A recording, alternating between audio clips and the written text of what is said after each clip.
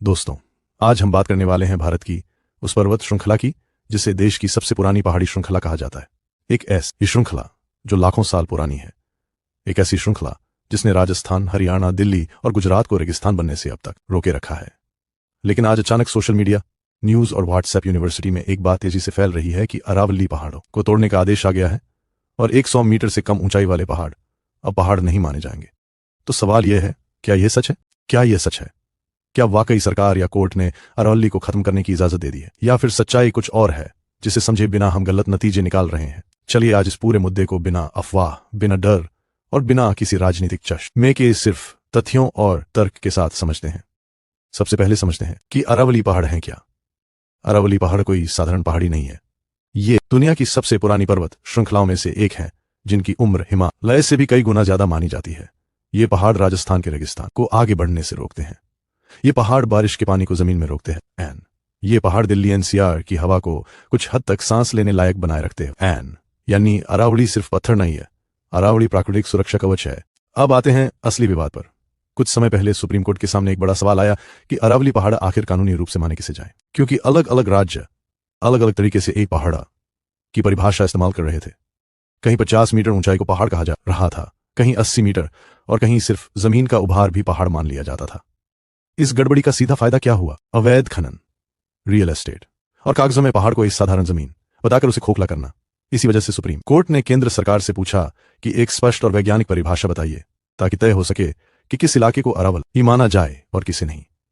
इसके बाद सरकार की तरफ से एक रिपोर्ट आई जिसमें यह कहा गया कि अगर किसी भूभाग की ऊंचाई अपने आसपास के इलाके से कम 100 मीटर ज्यादा है तभी उसे इस परिभाषा में हिल यानी पहाड़ माना जाए।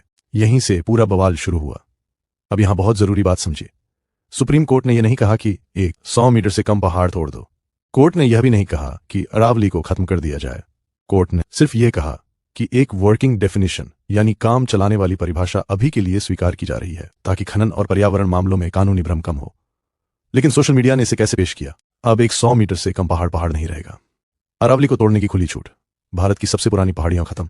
यहीं पर सच और अफवाह का फर्क समझना जरूरी हो जाता है। अब सच्चाई का दूसरा पहलू सुनिए।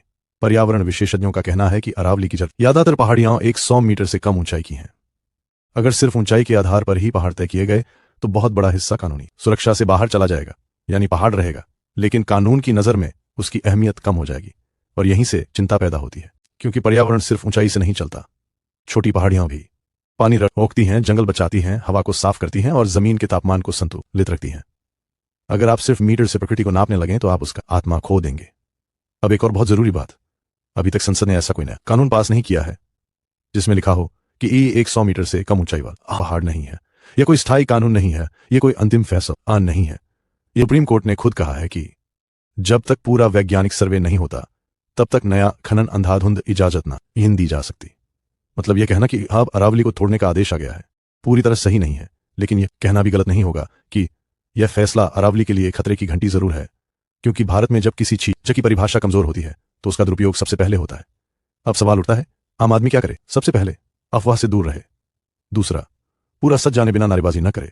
तीसरा, अरावली कमजोर हुई तो कल दिल्ली की हवा और जहरीली होगी, राजस्थान का रेगिस्तान और आगे बढ़ेगा, भूजल और नीचे जाएगा, और फिर हम पूछेंगे ये सब कैसे हुआ? दोस्तों, यह मुद्दा न सरकार बनाम जनता का है, न कोर्ट बनाम पर्यावरण का। यह मुद्दा है विकास और विनाश के बीच संतुलन का। सवाल यह नहीं कि पहाड़ 100 मीटर का है या 90 मीटर का। सवाल यह है कि क्या हम आने वाली पीढ़ी को सिर्फ कंक्रीट देंगे या सांस लेने लायक जमीन भी? अगर आपको लगता है कि सच जानना जरूरी है तो इस वीडियो को आगे पहुंचाइए।